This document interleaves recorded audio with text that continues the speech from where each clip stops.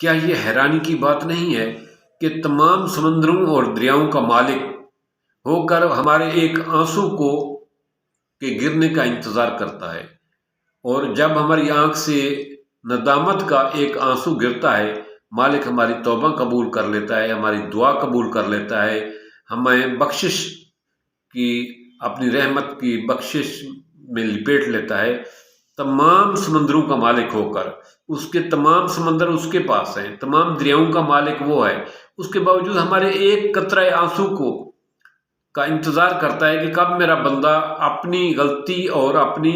Mistake پر ندامت کے آنسو بہاتا ہے اور میں اس کو بخش دوں۔ تو اپنی جب انسان سے غلطی ہو جائے، گناہ سرزد ہو جائے، مسٹیک ہو جائے، لرزش ہو جائے، تو خدا کے آگے تھوڑا سا گڑ گڑا لینا چاہیے، آنسو بہا لینے چاہیے، تاکہ اس کی رحمت